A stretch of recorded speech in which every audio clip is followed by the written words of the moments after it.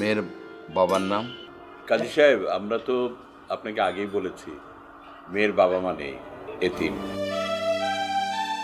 আমরা তাকে এতিমখানা থেকে নিয়ে এসেছি।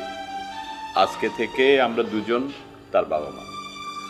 আচ্ছা, ঠিক আছে, কিন্তু একটু সাক্ষী লাগবে তো। সাক্ষী ছেলের বন্ধু দিবে।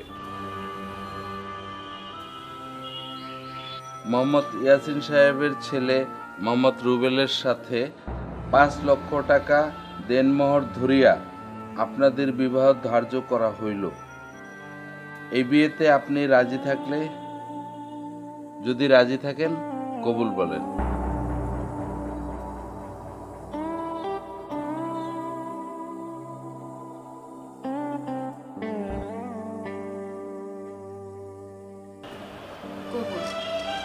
আলহামদুলিল্লাহ, এবার সবাই মোনাজাত করেন।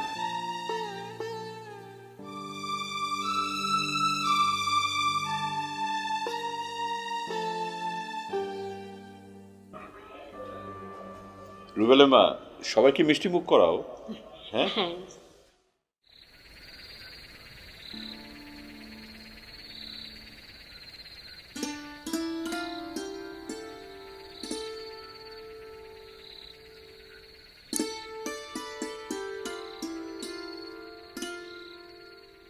আসসালামু আলাইকুম।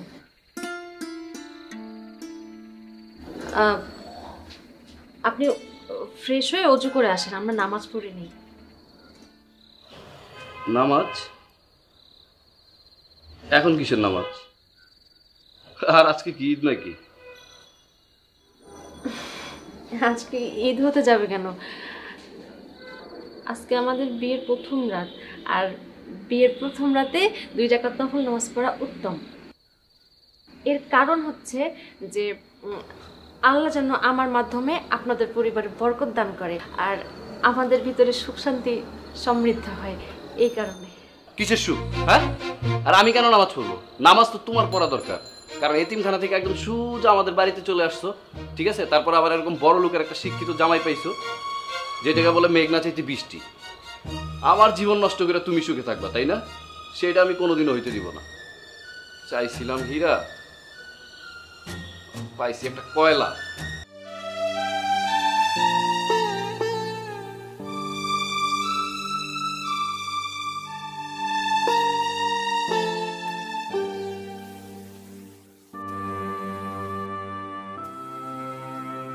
আপনি কি আসলে আমাকে বউ হিসেবে পেয়ে খুশি না? কখনোই না, কারণ আমি একজনকে ভালোবাসি। 5 বছর ধরে তার সাথে আমার রিলেশন। ও আর আমি কমিটমেন্ট করা যে আমরা দুজন বিয়ে করব, কিন্তু আমার বাবা মা এটা কি করলো আমার সাথে?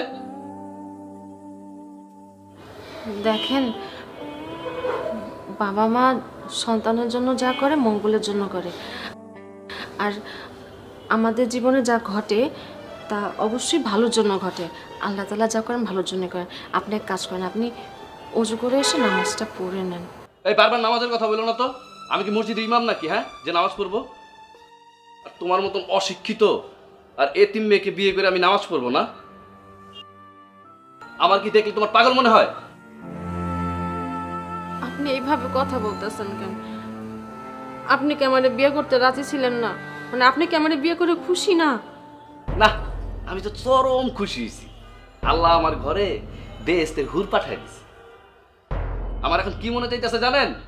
একটা গান ছাড়া নাচি। দেখেন, এইভাবে কথা বললেন না।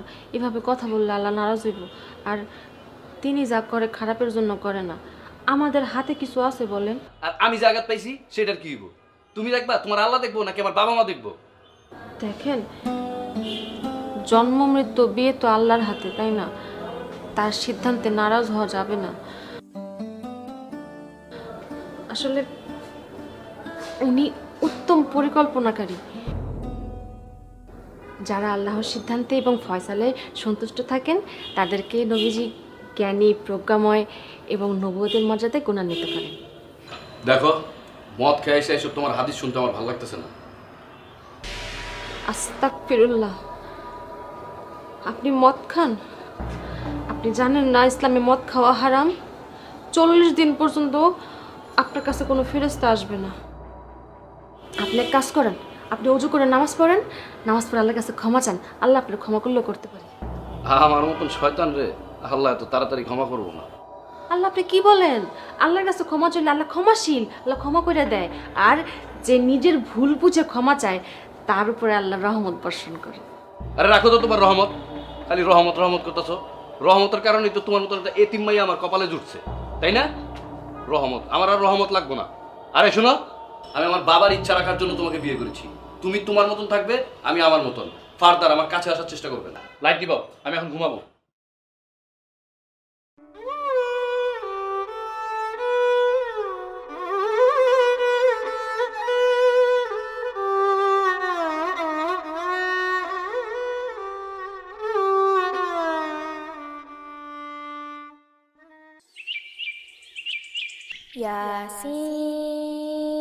ياسين والقرآن الحكيم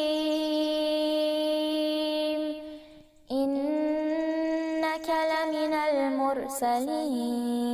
المرسلين على صراط مستقيم. এই বয়, নাস্তা কর। তোমার নাস্তা তুমি খাও। আমার জীবনটা তো নষ্ট করে দিলে এরকম একটা মেয়ের সাথে বিয়ে করা। আবার আসছে এখন নাস্তা খাওয়াইতে, একটু ঘুমাইতেও পারি না শান্তি মতো। চিল্লাচিল্লি শুরু করে দিয়েছে সকাল সকাল। আচ্ছা, চিল্লাচিল্লি তুই কোথায় পেলি? বৌমা তো কোরআন তেলাওয়াত করতেছে। চিল্লাচিল্লি কোথায় পাইছি? সারা রাত হাদিস শোনাইছে আর সকালবেলা শুরু করছে কোরআন তেলাওয়াত। আমার কি পাগল করানোর জন্য তোমরা বিয়ে করেছো? এখন তো এটার ঘর মনে হইতেছে না, কি মনে হইতেছে জানো? মনে হইতেছে একটা এতিমখানা। এতিমখানার কথা আসতেছে কেন? হ্যাঁ, আচ্ছা, ঘর এতিমখানা হতে যাবে কেন? কোরআন তেলাওয়াত তো ভালো জিনিস। আরে তোর তো ভাগ্য ভালো যে এমন একটা মেয়েকে তুই জীবন সঙ্গী করে পেয়েছিস। কজনের ভাগ্যে আছে এমন মেয়ে? ভালো না ছাই, তোমাদের ঘরে আসলে জন্ম নেওয়াটাই আমার ভুল হয়েছে, আর সেই ভুলের প্রায়শ্চিত্ত করতেছি এখন। আচ্ছা, তুই কি পাগল হয়ে গেছিস? বাবা মার সম্বন্ধে কেউ এরকম কথা বলে? আচ্ছা, কোনো বাবা মা কি তার সন্তানের খারাপ চায়? বাবা মা তো সন্তানের মঙ্গলই চায়। দেখছি তোমরা কি ভালো চাইছো। এতিমখানার থেকে এক মেয়ে ধইরাই না আমার গলায় ঝুলাই দিছো, আবার বলতেছো ভালো চাও। আচ্ছা, এই যে তুই বারবার এতিম এতিম বলিস, আচ্ছা এতিম হওয়া কি পাপ? ওর বাবা মা নাই, তুই কোন দোষ? বাবা মা নাই তাতে কি হয়েছে? আমরা আছি না, আমরাই ওর বাবা মা। তা তোমরা আসো ভালো কথা, তা বাসায় না মেয়ে হিসেবে রাখতা, আমার সাথে বিয়ে দিয়ে আমার জীবনটা নষ্ট করার কি দরকার ছিল? তোর জীবন নষ্ট করবো কেন? তোর জীবন যেন সুন্দর হয় সেজন্যই তো এই বিয়ে। ইহকাল আর পরকালে যদি সুখী হতে চাস তাহলে এই মেয়েকে নিয়ে মন দিয়ে সংসার কর, সুখী হবি। এই মেয়ে আমারে কি সুখ দিবে? হ্যাঁ, আমি পড়ছি ইংলিশ মিডিয়ামে, আর তোমরা কোথা থেকে এক মাদ্রাসার হুজুর মহিলা আমার সাথে বিয়ে করাই দিছো।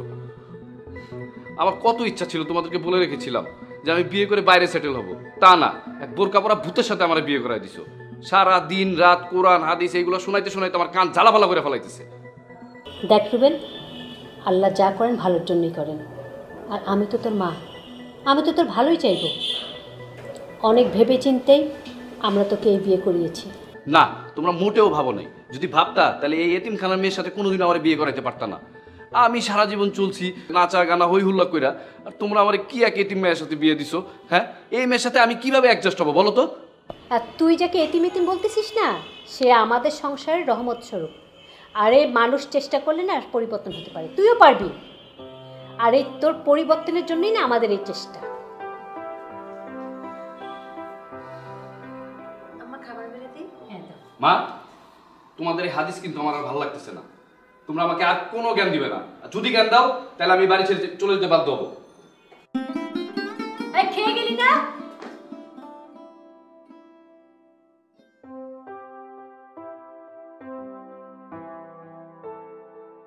বৌমা, তুমিও বসো। বসছি।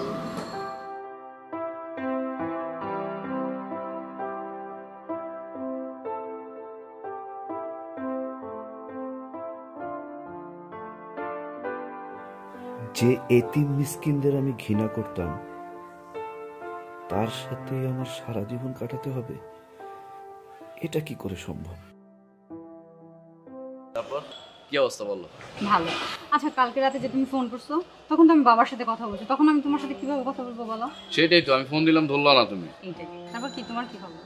আসসালামু আলাইকুম স্যার, আমার একটা মেয়ের বিয়ে একটু সাহায্য করেন আল্লাহর রাস্তে। দিলেন তো মেজাজটা গরম কইরা। টাকা কি গাছে ধরে? যেখানে সেখানে এসে ভিক্ষা চান, আপনাদের জন্য শান্তি মতন একটু বসাও যায় না। পারলাম গাছের থেকে আর দিয়ে দিলাম, তাই না? টাকা তো গাছে ধরে। এই নেন, এখানে 100 টাকা আছে, আর কখনো আসবেন না, আপনাকে যেন আমার চোখের সামনে না দেখি। কি ব্যাপার, তুমি ভিক্ষা দিল আবার, তাও আবার 100 টাকা দিলা? শোনো, এইসব ফকিনির বাচ্চারা টাকা না দিলে যাবে না, তাই বিরক্ত হয়ে টাকা দিয়ে বিদায় করলাম। কি যে একটা অবস্থা, এতিম ফকির মিসকিনের দেশটা পুরো ভরে গেছে জানো না। সুস্থ স্বাভাবিক লোকজন ভিক্ষা করে বেড়ায়, এমনকি পুরা ফ্যামিলির লোকজন একসাথে ভিক্ষা করে সবাই। খুবই বাজে একটা অবস্থা জানো না। দেখো শপিংয়ে গেছি কালকে, কি বিরক্ত হয়েছে আমি, আমার বান্ধবী কি করছে ওরা জানো, একসাথে 10 জন আসছে। আপু একটু সাহায্য করুন। আচ্ছা কয়জনকে সাহায্য করা যায় বলো তো? একসাথে 10 জন, আমার ফ্যামিলি সবগুলো একসাথে আসছে। ছোট ছোট বাচ্চা সহ আসছে, 10 বছর 12 বছর, এটা কোনো কথা? বৃদ্ধ থেকে শুরু করে সব হয়। আবার একটা জিনিস তুমি খেয়াল করছো কিনা জানি না, নায়কের মতন চেহারা, হাত পা সবকিছু সুস্থ, এগুলা ভিক্ষা করে বেড়াইতেছে। আবার অনেক মহিলা আছে মুখ বাইন্দা রাস্তার পাশে দেখবা বৈশা বৈশা এই টাকা উঠায়। বেশিরভাগ এগুলো স্বভাব। এরা কিন্তু শুধু ভিক্ষা করে না, কি করে জানো? চুরি করে, ডাকাতি করে, এদের নিজের আলাদা একটা সিন্ডিকেট আছে। হ্যাঁ ঠিক বলছো, আমি এটাই শুনছি, ওদের স্বভাব এগুলো, বুঝছো? আচ্ছা আমাদের দেশের এই অবস্থা কবে ভালো হবে বলো তো? কি জানি। আচ্ছা জানো, বাইরের দেশে কিন্তু ভিক্ষা করা অপরাধ। হ্যাঁ, যুক্তরাজ্য সহ আরো অনেক দেশেই রাস্তায় ঘুমানো, ভিক্ষা করা, এটা হচ্ছে ফৌজদারি অপরাধ। এটা কিন্তু প্রাচীন আইন, শুধু একমাত্র আমাদের বাংলাদেশে এটা, দেখছো? এটা কবে যে বন্ধ হবে, খুব বিরক্ত। কালকের এই অবস্থাটা আমি বলতেই পারছি না, কি সিনকেটটা করলো আমাদের সাথে, মানে ভিক্ষা না দিলে ওরা যাবেই না, যাবেই না। কি এটা কোনো কথা বলো? সেটাই তো, হাত দিছে পা দিছে, কাজ করে খা তা না, ভিক্ষা করবো। ওই যে হাত পাতলে যে পায়, বুঝো নাই? কাজ করা লাগে না, কষ্ট করা লাগে না। এটাই হচ্ছে ওদের স্বভাব, বুঝছো? তো এই দেশে আর ভালোই লাগে না, বাইরে চলে যাব। তাহলে আমিও যাব। তুমিও যাবা? তাহলে সব ঠিকঠাক করি নাকি? তাড়াতাড়ি করো, দেখো পড়াশোনা শেষ করছি, এখন কেন এই দেশে পড়ে থাকবো? বাইরে চলো দুজন, ইচ্ছে মতো ঘোরাফেরা করবো, মজা করবো। আচ্ছা একটা জিনিস খেয়াল করছো? কি? তোমার আমার সবকিছু কিন্তু খুব মিলে, তাই না? আমাদের মনের মিল আছে তো, তাই। সেটাই। আচ্ছা আমার অনেক খিদে লাগছে, চলো তো কিছু খাবো, রেস্টুরেন্টে চলো একটা ভালো। তোমার তো খালি খাই খাই খাই খাই, চলো।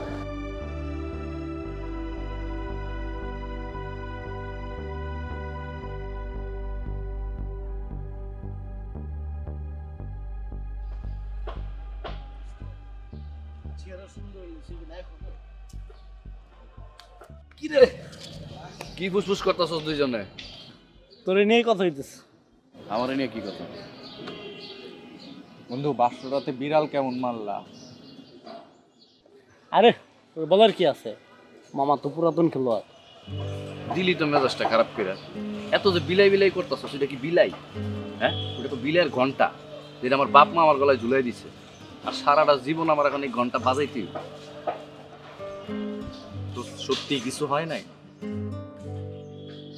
এই তুই করছিসটা কি? হ্যাঁ, তোরা যে কালকে রাতে মালমুল খাওয়া কইয়া দিলাম যে মামা ডাইল হইলে খুদা কই বাদ দিয়ে মা খাই খাইলে, তুমি কি করলা বন্ধু? বুঝলাম না, পুরো ইনভেস্টমেন্টটাই তো আমার লস। এই তোরা জানোস না যে আমি এতিম টেতিম এগুলো পছন্দ করি না? তারপরে তোরা জোরাজোরি করছো দেখে আমি গেছি, চাইয়া এরকম মেজাজ খারাপ হইছে। পরে ভাবতেছিলাম যে আড্ডা দেওয়াটাই উচিত ছিল, ওই জায়গায় না যায়া। গেলা তো বুঝলাম, এরপরে কি হইলো সেইটা বলো। কি হয়েছে জানস? গেলাম মালমুল খাইয়া, কি কয় জানস? উজু করে আসো, নামাজ পড়বো, হাসতেছস তোরা। মামা তুমি একটা কাজ করো, শোনো, রাতে যখন বাসায় যাবা একটা জুব্বা আর টুপি পিনতে বাসায় যাও, হয়তো তোমার এতিম খুশি হবে। মজা নিতেছস তাই না? নে মজা নেই, সমস্যা নেই, আমারও দিন হইব, মনে রাখিস। এসব কি শুরু করলি তোরা? থাম তো। আমার তো কোনো দোষ নাই বন্ধু, কি বলবো আর, যে সোনা নিন্দে সেই সোনা পিনতে। হ্যাঁ, এতদিন এতিম মিসকিন নিন্দেছে না, এই জন্য আজকে ওর ঘরে এতিম মিসকিন পড়ছে, আমি বুঝো ঠেলা। আইলাম তোগুলোকে একটু আড্ডা দিতে, তোরা যা শুরু করছস, তোরা আমার অপমান করতেছস। তোরা তোমার বন্ধু না, তোরা আমার শত্রু। আরে অপমান করার কি আছে বন্ধু, যা সত্য তাই তো করলাম। আচ্ছা বাদ দে, রুমির সাথে কোনো যোগাযোগ আছে? ওর ফোনটা না অফ পাইতেছি। তোমার গার্লফ্রেন্ডের মোবাইল বন্ধ থাকবে না কি হবে? হ্যাঁ, প্রেম করছো তার সাথে আর বিয়ে করছো অন্য এক মেয়ের, সে কি করবো? তোমার বিয়ে সেলিব্রেট করবো? দেখো গা মালমল খায় কোন জায়গায় পরে ধরে রয়েছে। আরে বেটা আমি তো ওরই ভালোবাসি, ওরই তো বিয়ে করতে চাইছিলাম। এই আব্বা আম্মা জোর করে এই মেয়ের সাথে আমার বিয়ে করাই দিচ্ছে, আমি কি করবো বল? ভালোবাসি মানে? ভালোবাসলে আগে বলতি, আমরা হেল্প করতাম, আমরা বিয়ে করাই দিতাম। আরে দোস্ত, আমি তো পরিস্থিতির শিকার, তোরা তো সব নিজের চোখেই দেখতেছস। পরিস্থিতির শিকার হইলে আমি কই কি, তুই এই মেয়েটারে নিয়ে মন দিয়ে সংসার কর, আর রুমিরে ভুলে যায়, তোর জন্য এটাই ভালো হবে, বুঝছস? আমার তো পাগলা কুত্তায় কামড়াইছে না, এই এতিমের লোক আমি সংসার করবো কোনোদিনও না। মামা এতিম নিয়ে উপহাস করো না, আল্লাহ কিন্তু সহ্য করবে না। তোরাও হাদিস শুরু করছস না, আইলাম একটু তোকে আড্ডা দিতে, তোকে আড্ডাই দিব না বাল সাল। ওই মামা কই যাস? আরে শুন এদিকে আয়।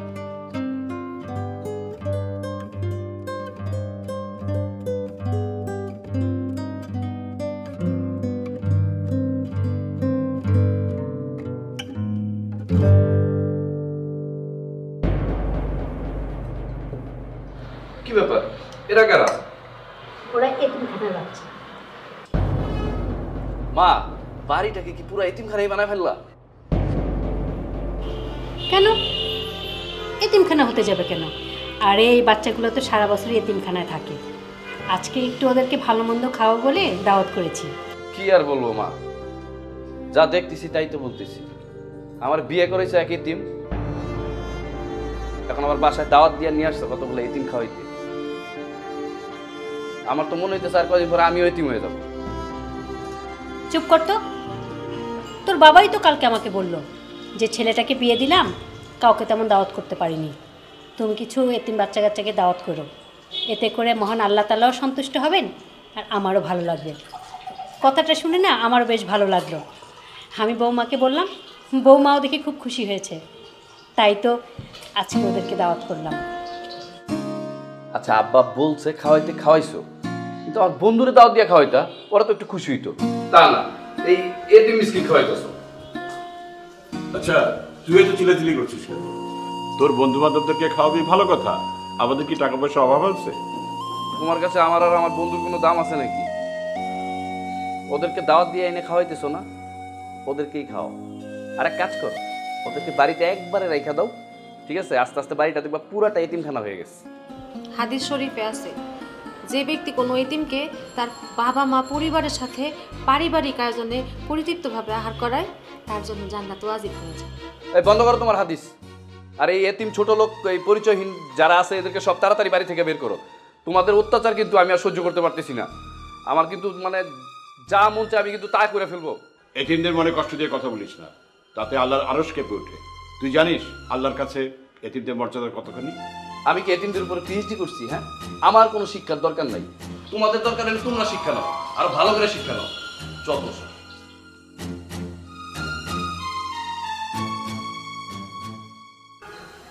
আচ্ছা তোমরা খাও।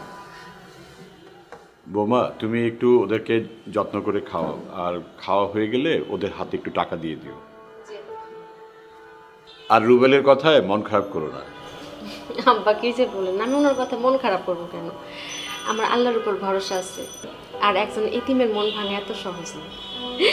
ছোটবেলা থেকে অবহেলায় অনাদরে বড় হয়েছি, সেই কষ্টের কাছে তো এই কষ্ট কিছুই না। আপনি আমার উপর ভরসা রাখেন আর দোয়া করেন, আমি সব কিছু সামাল দিয়ে নেব ইনশাল্লাহ। আমি জানি বৌমা তুমি পারবে, আমার এই সন্তানটাকে সঠিক পথে নিয়ে আসবে, তোমার উপর আমার সেই ভরসা আছে।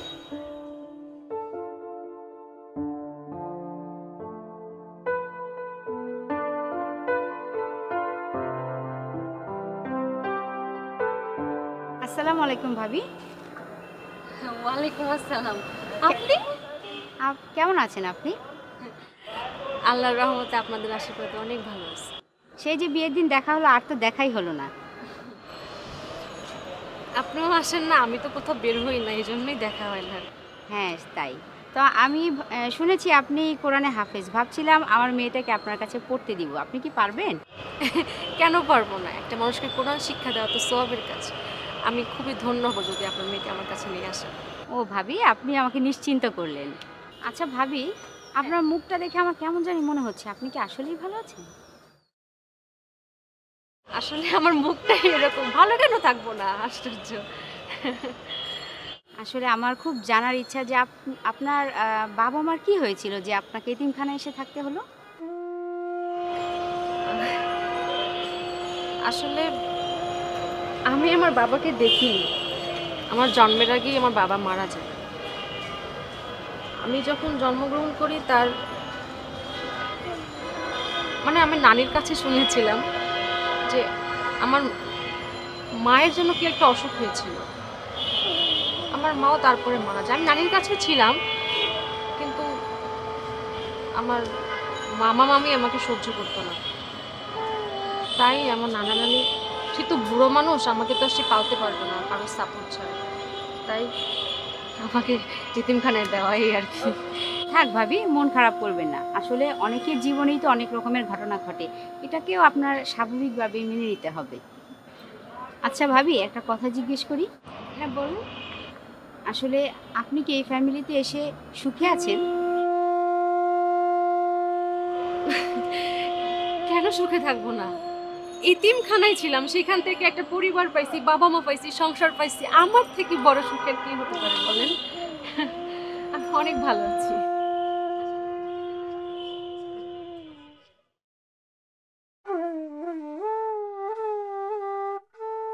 এই নেন বাবা, আপনার প্রেশার ওষুধটা খান।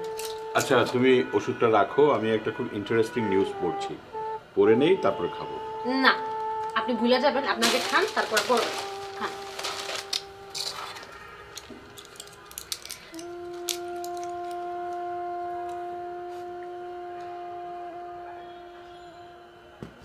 এখন পড়েন।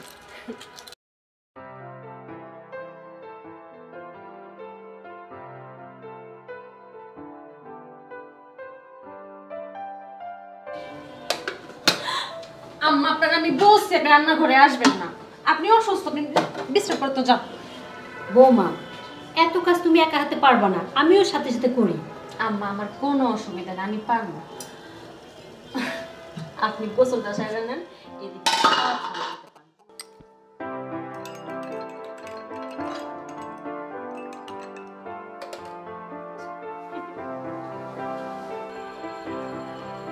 আবার না চা খান।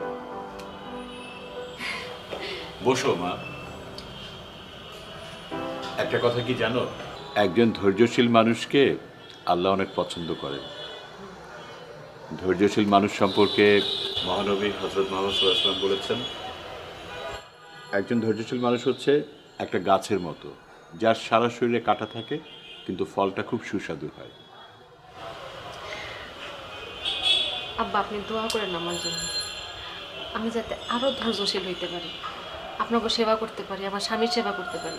আমি এছাড়া কিচ্ছু চাই না। যাই হোক, আপনি চা খান, আমি আসি। মা, তোমার জন্য তো আমি দোয়া করব, কেন করব না? তুমি তো আমার মা।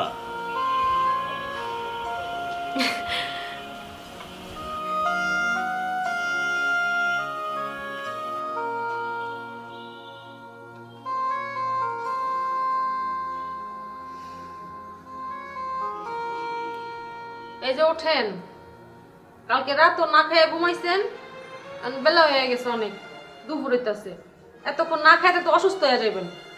উঠেন, খায়া নেন।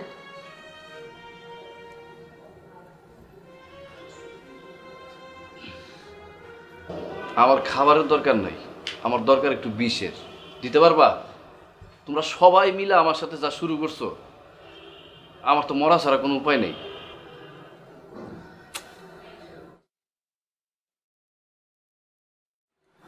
আমি বুঝতেছি না আমার কি দোষ, আমার কি করা উচিত আপনার জন্য।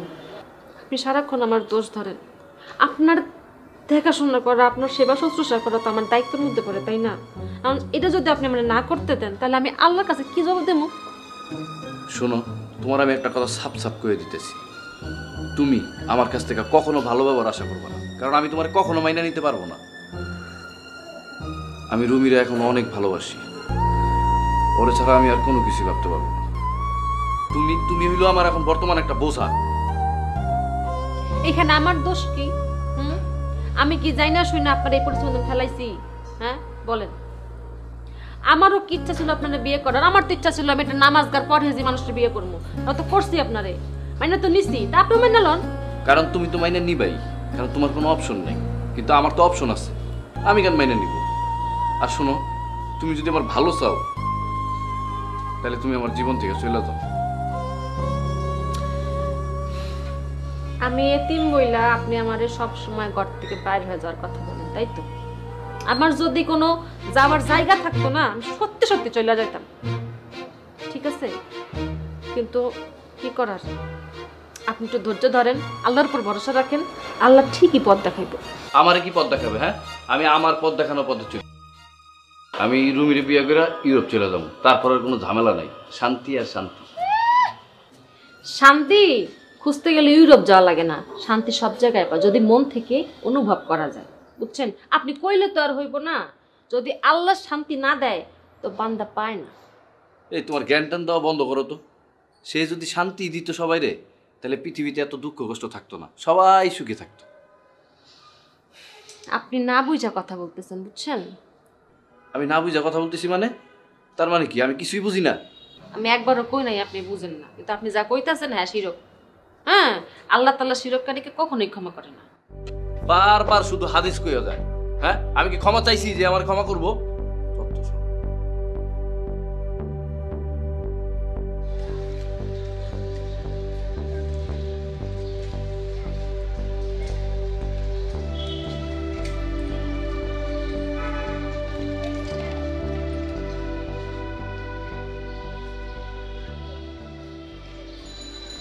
এনো 60 টাকা রাখো, 40 টাকা ফেরত দাও। ভাই আমার বাড়ির মা অসুস্থ, তা আরো বেশি লাগতেছে, আমার বেশি দেওয়া লাগে। কই যাবো আমি, মানে তোকে জ্বালাই, বুঝছস? তোর মা অসুস্থ আমার কি? এই তোর মা অসুস্থ আমার কি? তোর মা আমার কি লাগে? হ্যাঁ, আর তোরা 20 টাকা বাড়াই দিব কেন? দে টাকা ফেরত দে, বাকি টাকা ফেরত দে। গেদাম করিস না তো, এমনি ভালো লাগে না। যে এনে যায় এনে তোকে জ্বালাই, বুঝছস? ভাই আপনি ওইরকম করতেছেন না, আমি চাইলে তো 20 টাকা বেশি চাইছি, আমরা তো বলে দিতেছি, আপনি আমার খারাপ ব্যবহার করতেছেন কেন? তুই বলছস আমি তোর দিমু না, ঠিক আছে? দে টাকা ফেরত দে, দে। না না ভাই, আমার টাকা বেশি দরকার, আমার বাড়ি অসুস্থ, মা অসুস্থ। ভাই তোর মা অসুস্থ আমার কি ভাই? হ্যাঁ, এরকম 20 টাকা করে যদি সবার কাছ থেকে নেস, কদিন পরে তো গাড়ি বাড়ি করে ফেলাবি তোরা। রিক্সা চালাতে আমার পাশাপাশি ভিক্ষাও করস, তাই না? এত কথা দরকার নেই, তুই আমার টাকা ফেরত দে, টাকা ফেরত দে। কি করেন, এটা 20 টাকা দিয়ে কোনোদিন গাড়ি বাড়ি করা যায়? আপনি আমাদের খারাপ ব্যবহার করতেছেন কেন? তাড়াতাড়ি ফেরত দে, তোরা কিন্তু মারুম কিন্তু, ফকিরের বাচ্চা। টাকা ফেরত দে। না না, আপনার টাকা ফেরত দিতে পারবেন না, আমার আরো 20 টাকা বেশি লাগতেছে। কি রে ভাই, তুই তো সন্ত্রাসীর মতন কথা বলতেছিস, তুই কি আমার টাকা ছিনাই নিবি নাকি? হ্যাঁ, তো কপালে তখন মাইর আছে। দে টাকা ফেরত দে, টাকা ফেরত দে। কি করছিস? কি হয়েছে? সবার সাথে ঝগড়া করছিস? বন্ধু ভাড়া হইলো 50 টাকা, ভাড়া দিছিল 60 টাকা, টাকা দেওয়ার পরে আর বাকি টাকা ফেরত দিব না, এটা কোনো কথা? এই জন্য কি রিক্সাওয়ালার সাথে ঝগড়া করবি নাকি? কত ভাড়া? কত তোমার? কত ভাড়া? নাও যাও। তুই টাকা দিতেছিস কেন? ঠিক আছে, তোর প্রবলেম কি? এই জন্য রিক্সাওয়ালার সাথে ঝগড়া করবি নাকি? আয় মাথা ঠান্ডা কর। এই তোরা এগুলো করে করে এগুলো খারাপ করবো। এটা তুই কি করলি? মাথা ঠান্ডা কর। শোন, একটা রিক্সাওয়ালার সাথে এইভাবে ঝগড়া করে কেউ 20 টাকার জন্য? আরে বেটা, এই যে তুই টাকাটা বেশি দিলি না, হ্যাঁ, এখন আরো 10 জায়গায় গিয়ে এই টাকা বেশি বেশি চাইবো সবার কাছে, এটা তুই ঠিক করছস? মাথা ঠান্ডা কর। 40 টাকার জন্য তুই গরিব হয়ে যাবি না, ওর 40 টাকার জন্য একটু উপকার হবে, বুঝছি? এই মামা 2টা চা দিও তো। আর চা রাখ তোর চা, এরকম আরো 10 জায়গায় গিয়া মনে করতে মানুষজনের কাছে এরকম টাকা বেশি বেশি চাই নিব, ঠিক আছে? আমি বুঝতে পারছি তোর প্রবলেমটা অন্য কোথাও, তোর পার্সোনালি কোনো প্রবলেম থাকলে আমার সাথে শেয়ার কর। কি সমস্যা তোর? বন্ধু তুই এটা ঠিকই কইছস, আসলে সমস্যা হয়েছে ঘরের ভিতরে একটা এতিম, গার্লফ্রেন্ডের লোকে বইছি এক জায়গায়, একটু কথা কম মন খুইলা, ওই জায়গায় এসে এক ভিক্ষুক ডিস্টার্ব, আবার রিক্সাওয়ালার সাথে তো দেখলি তুই কি যে একটা প্যারার ভিতরে আসি, এই ফকির মিসকিন এতিম, যেই জায়গায় যাই এই জায়গায় এইগুলা। ঘরের এতিম এটা কোনো সমস্যা না, এটাকে তুই হাইলাইট করে দেখতেছিস। তাহলে কার সমস্যা? আমার সমস্যা? হ্যাঁ, এতিম যে, হ্যাঁ, কোনো পরিচয় আছে? হ্যাঁ, সমাজে যে একটা পরিচয় দিব, কোনো পরিচয় আছে? তুই ওর সাপোর্টটাই না কথা বলতেছস। আর আমি কি ওরে বিয়ে করতে চাইছিলাম নাকি? তুই জানোস না আমার রিলেশন আছে, আমি একজনের ভালোবাসি, আমি ওরা কি বিয়ে করতে চাইছি? আমার বাপ মা আমার জোর করে বিয়ে করাইছে। এতিম হওয়াটা তো দোষের কিছু না, একদিন সবাই এতিম হবে, সবারই মা বাবা মারা যাবে। এই বেটা, তোর কাছে আইলাম, তুই হইল আমার ছোটবেলার বন্ধু, যে তুই হয়তো আমার বুঝবি, এর জন্য সবকিছু খুইলা কইলাম, কিন্তু তুই আমার জ্ঞান দেস। আম্মা আপনি আর রাত জায়গেন না, আপনি শুয়ে পড়েন। আপনি অসুস্থ মানুষ না, আপনার ছেলে আসলে আমি ভাত বেড়ে খাও, সমস্যা নেই। তুমি একলা একলা বসে থাকবা? আমার কোনো অসুবিধা নেই। আপনি ওষুধ খেয়েছেন, আপনি যদি না ঘুমান আপনার সমস্যা নেই। যান না, ঘুমাই পড়ে। ঠিক আছে বৌমা, উঠি না।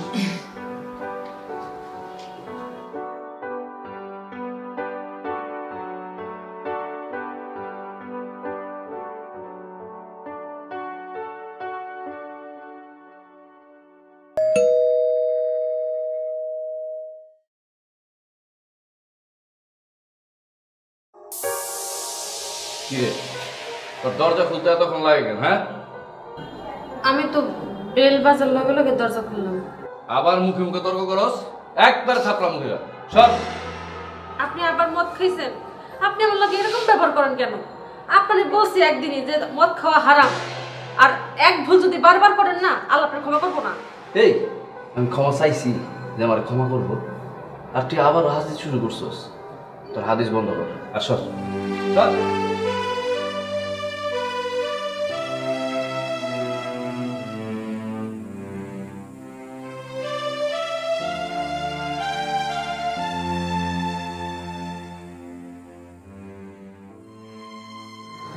আপনি ফ্রেশ হয়ে নেন, আমি খাবার বাইরে দিতেছি। রাখ তোর খাবার টাবার। এই এতিমের বাচ্চা এতিম, তোরা না কইছি আমার সামনে থেকে সরতে। সর।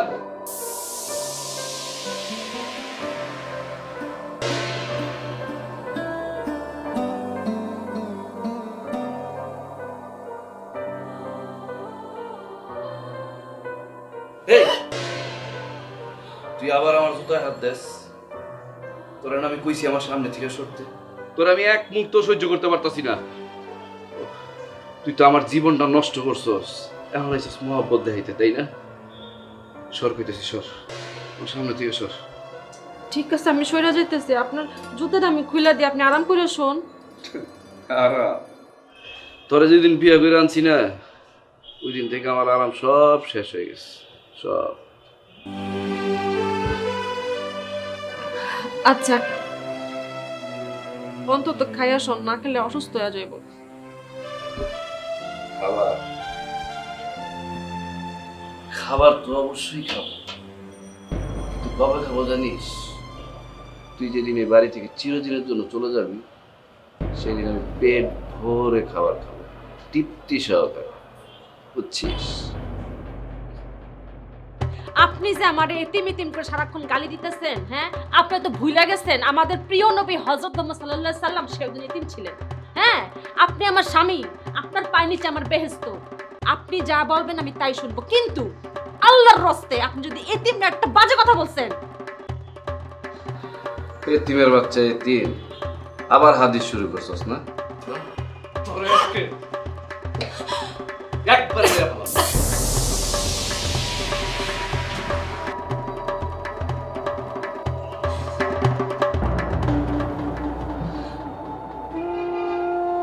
আপনি আমার জানাটা করলে এটা হয়তো কোনোদিন আমি ভুলে যাব, কিন্তু আল্লাহ কোনোদিন আপনার ক্ষমা করবো কিনা জানি না। আমি যদি এই বাসা থেকে চলে গেলে আপনি সুখী হন, যাবো। আমি তো এতে আমার কোথাও যাওয়ার জায়গা নেই, আমার তো ব্যবস্থা করা লাগবে, তাই না? আমার একটু সময় দেন, আমি ঠিক চলে যাবো।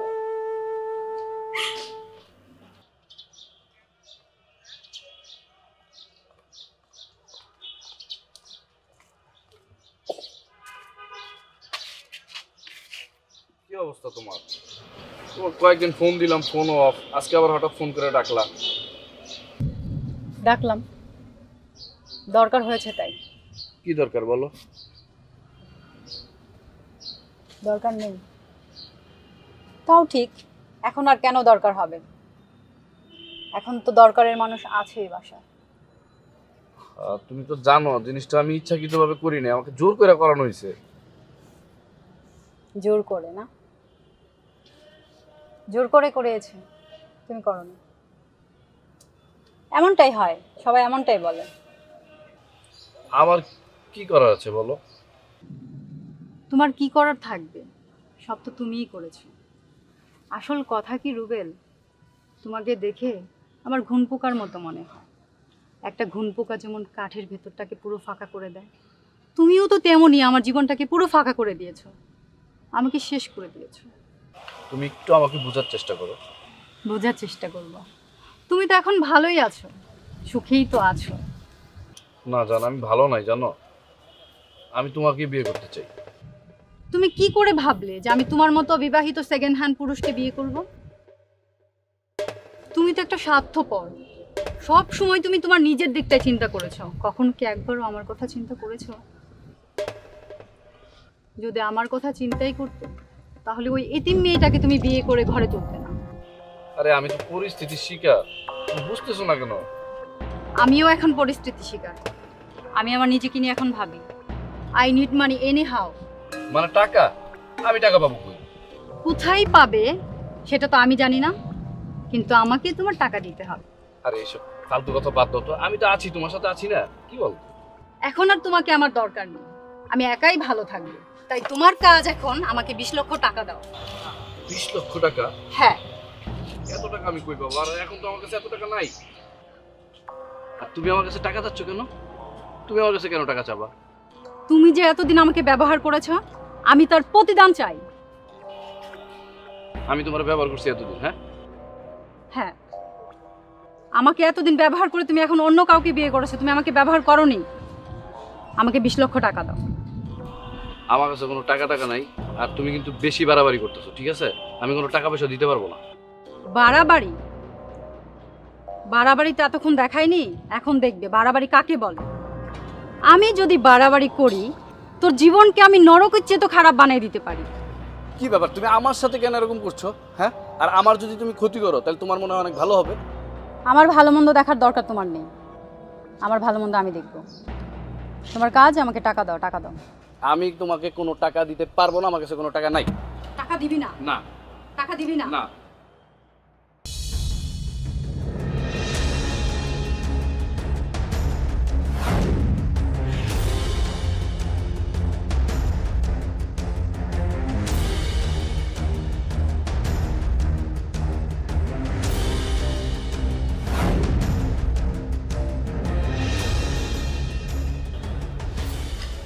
একটা রুটি দেই? না না, আর লাগবে না। আমার সবজি নেই গরম? না না, হয়ে গেছে নাস্তা।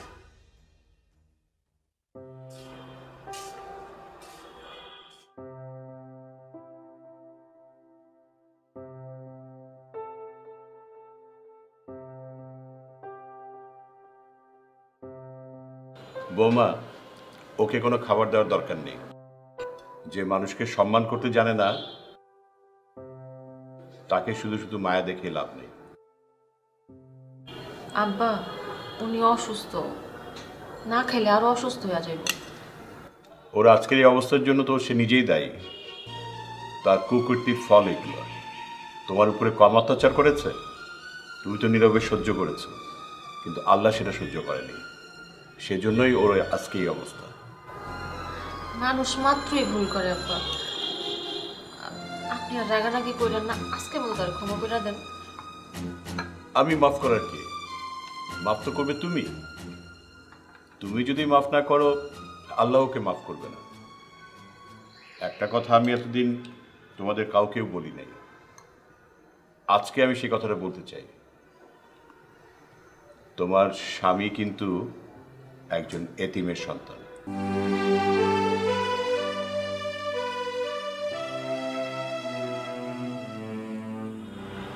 কি বলছো এসব বাবা? আমি এতিমের সন্তান মানে? হ্যাঁ, তুই এতিমের সন্তান। এতদিন কাউকে কিছুই বলিনি, এমনকি তোকেও না। এই যে তুই যে বউকে কথায় কথায় এতিম বলে গালমন্দ করিস না, তোর বাবা তো পাশ থেকে শুনে অনেক কষ্ট পায়। এই যে তোর বাবাকে তোর দাদা পালক নিয়েছিল, তারপর লেখাপড়া শিখিয়ে মানুষের মতো মানুষ করেছে। দেখ তোর বাবার ব্যবহার কত ভালো, আর তোর ব্যবহার দেখ এতটাই খারাপ। তো এতটাই অধঃপতন হয়েছে, এটা ঠিক না। আমরা অনেক ভেবে চিনতে এই নামাজি পরেশগার মেয়েটার সাথে তোকে বিয়ে দিয়েছি, যাতে করে তোর ইহকাল পরকাল দুটোই সুখের হয়। বাবা মা যে সন্তানের খারাপ চায় না, এই ন্যূনতম সেন্সটুকু তোর নাই। বড় হয়েছিস কিন্তু মানুষ হসনি।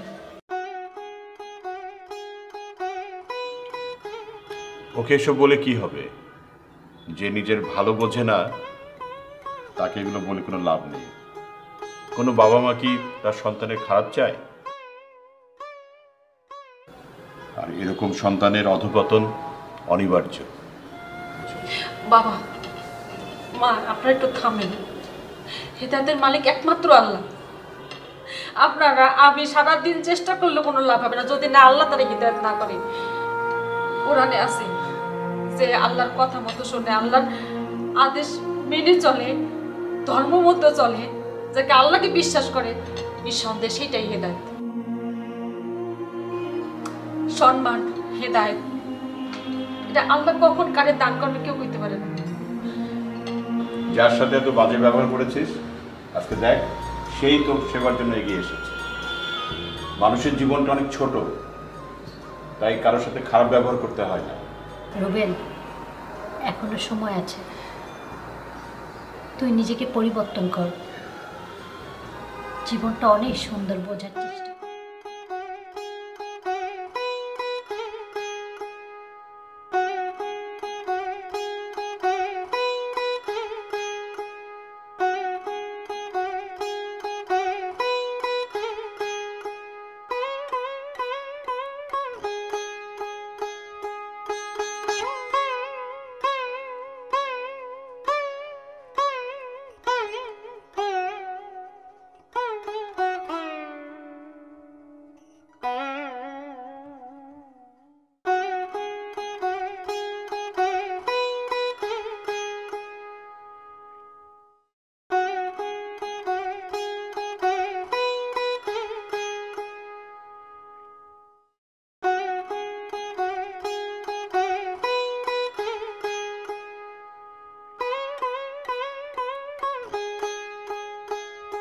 এই বারবার নামাজের কথা বলো না তো।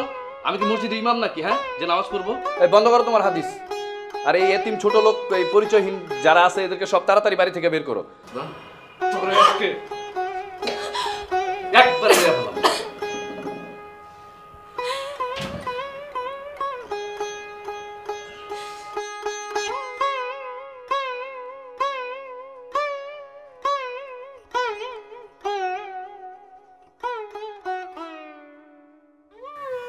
আল্লাহ, আপনি তো বলেছেন বান্দার গুনাহ যতই হোক না কেন আপনি তা মাফ করে দেন। আজকে এই গুনাহগার বান্দা আপনার কাছে ক্ষমা প্রার্থনা করছে। আমি কতই না মানুষকে অবহেলা করেছি, কত মানুষের মনে কষ্ট দিয়েছি। আমার ঘরের বউয়ের উপর আমি কত অত্যাচার নির্যাতন করেছি। আল্লাহ, আজকে আমি আমার মন থেকে, অন্তর থেকে আপনার দরবারে ক্ষমা প্রার্থনা করছি। আমাকে ক্ষমা করে দেন এবং আমাকে তৌফিক দান করেন। আমি আমার বাকি জীবনটা সহি শুদ্ধভাবে একজন প্রকৃত মানুষ হিসেবে, একজন প্রকৃত স্বামী হিসেবে, একজন ছেলের মতন নিজের কর্তব্য পরিপূর্ণভাবে পালন করতে পারি এবং বাকি জীবনটা আপনার ইবাদত করে কাটিয়ে দিতে পারি।